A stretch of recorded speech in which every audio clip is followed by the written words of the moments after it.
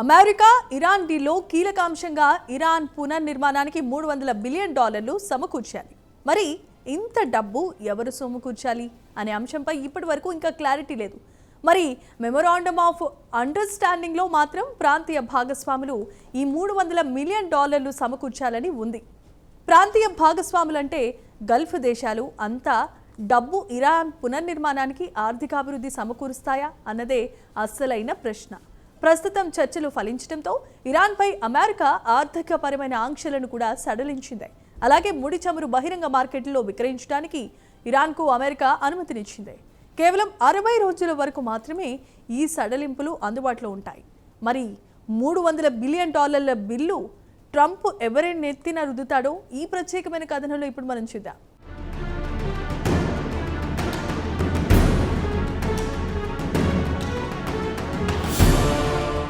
America, ఇరాన్ల మధ్య శాంతి చర్చలు క్రమంగా గాడిన పడుతున్నాయి.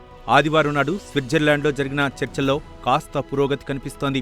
ఇరాన్కు సంబంధించి $12 బిలియన్ విత్డ్రా చేసుకోవడానికి అమెరికా అనుమతించింది.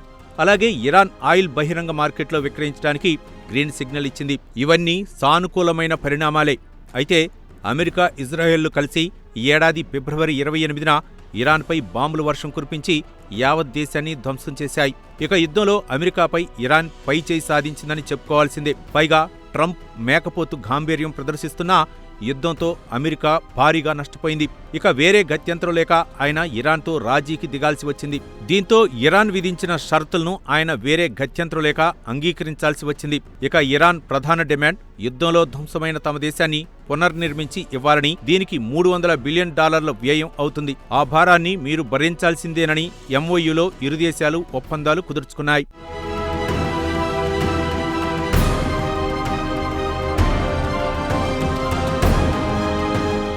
అయితే ఎంఓయూలో ఒప్పందం కుదుర్చుకున్నా ఆ మొత్తాన్ని ఎవరు చెల్లించాలనే అంశంపై మాత్రం క్లారిటీ లేదు. అయితే ఇరాన్పై విధించిన అన్ని రకాల ఆంక్షలను సడలిస్తున్నట్లు అమెరికా ప్రకటించింది.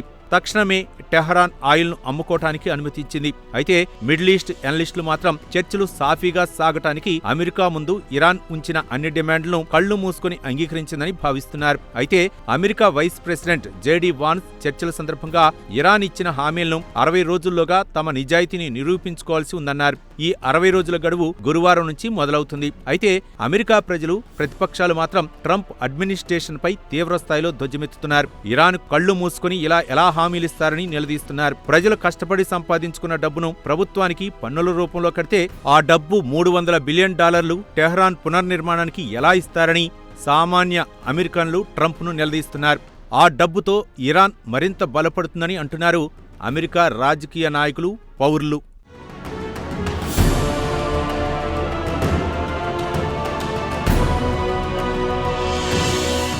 ఇదిలా ఉంటే America vice president JD Vance మాత్రం అమెరికా డాలర్ కాదు కదా, సెంటు కూడా ఇరాన్కు ఇవ్వదని తెగేసి చెప్పారు. ఇక ఎంఓయూలో ప్రాంతీయ భాగస్వాములు అంటే ఇరాన్కు పొరుగున ఉన్న అత్యంత సంపన్న గల్ఫ్ దేశాలు అని చెప్పుకోవాల్సిందే. ఇరాన్ అమెరికా యుద్ధంలో అమెరికా టెహరాన్పై బాంబుల వర్షం కురిపిస్తుంటే ఇరాన్ మాత్రం అమెరికాకు మిత్ర దేశాలైన గల్ఫ్ దేశాలపై క్షిపణులతో పాటు డ్రోన్లతో దాడులు చేసి బెంబేలెత్తించింది. ఇక యుఏఈకి చెందిన దుబాయ్ని గడగడలాడించింది. ఇరాన్ దెబ్బకు దుబాయ్ సగం ఖాళీ అయింది. పర్యాటకులు దుబాయ్ ముఖం చూడటానికి భయపడుతున్నారు. ప్రపంచవ్యాప్తంగా ఉన్న ఇన్వెస్టర్లు దుబాయ్లో పెద్ద మొత్తంలో పెట్టుబడులు పెట్టారు. తాజా పరిణామాల క్రమంలో దుబాయ్ నుంచి భారీ ఎత్తున పెట్టుబడులు తరలిపోతున్నాయి. ఇక ఈ యుద్ధం తర్వాత గల్ఫ్ దేశాలు ఇరాన్ పునర్నిర్మాణానికి తాము పెట్టుబడులు పెట్టలేమని తెగేసి చెప్పాయి.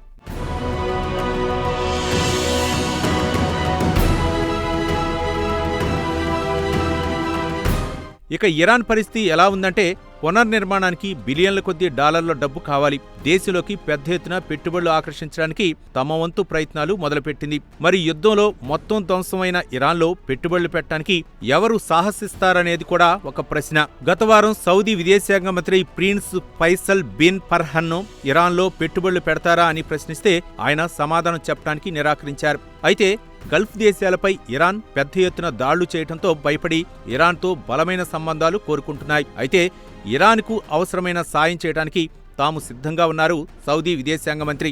అయితే ఈ యుద్ధంలో భారీగా దెబ్బతింది మాత్రం యుఏఈ. ఇరాన్ పెద్ద ఎత్తున డ్రోన్లు, క్షిపణులతో దుబాయ్పై దాడి చేసింది. భారీ నష్టాన్ని కలిగించింది. ఇక యుఏఈ కూడా ఇరాన్ను మీరే నష్టపరిహారం ఇవ్వాలని కోరుతోంది. అయితే గట్టిగా డిమాండ్ మాత్రం చేయటం లేదు.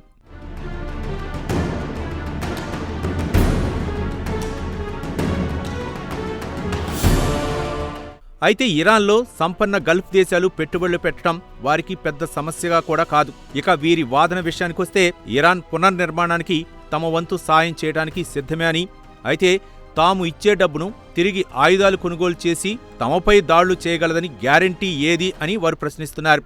ఇక ఈ యుద్ధంలో అమెరికా ఇరాన్పై పెద్ద ఎత్తున దాడులు చేయటం, దానికి కౌంటర్గా ఇరాన్ గల్ఫ్ దేశాలపై కౌంటర్గా పెద్ద ఎత్తున దాడులు చేసిన విషయం తెలిసిందే.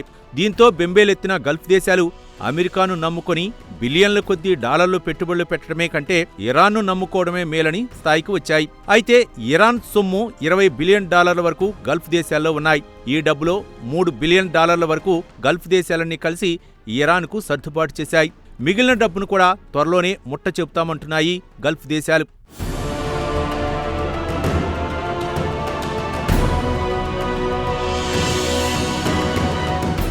అయితే వాన్స్ మాత్రం గల్ఫ్లోని తమ మిత్ర దేశాలకు హామీ ఇస్తూ విదేశీ బ్యాంకులో స్తంభించిన ఇరాన్ డబ్బును పూర్తిగా విడుదల చేద్దామని వారికి హామీ ఇస్తున్నారు.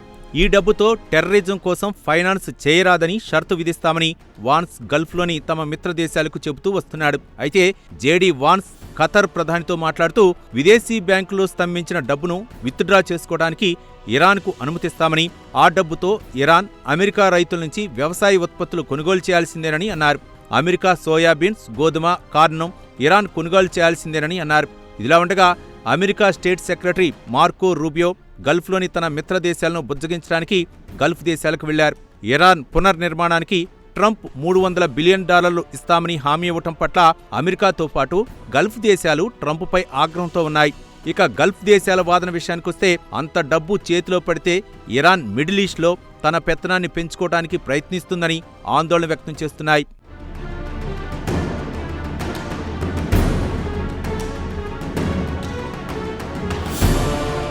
మరి ఇరాన్కు డబ్బు ఎవరు ఇవ్వాలనే అంశంపై పెద్ద దుమారమే రేగుతోంది. ఇక ట్రంప్ మాత్రం ఇరాన్కు అంత డబ్బు ఇస్తామని చెప్పలేదని ఈ నెల 18న సోషల్ మీడియాలో ఒక పోస్ట్ పెట్టారు. ఇదంతా ఫేక్ న్యూస్ అని కొట్టిపారేశారు.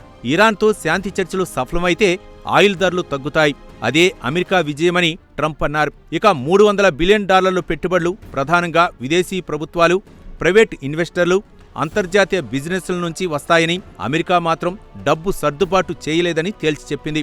ఇక వాన్స్ వాదన విషయానికొస్తే గల్ఫ్ దేశాలు ఇరాన్తో బలమైన సంబంధాలు కోరుకుంటున్నాయి కాబట్టి ఇరాన్లో పెట్టుబడులు పెట్టడానికి ఆసక్తి చూపుతున్నాయన్నారు.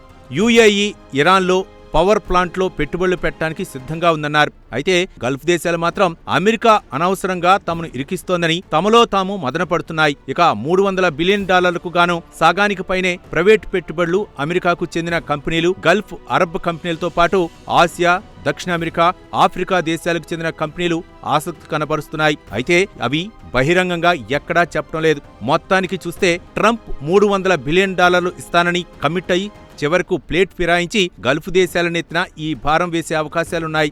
మరి గల్ఫ్ దేశాలు దీనిపై ఎలా స్పందిస్తాయో మరో 60 రోజుల్లోగా తేలిపోతుంది.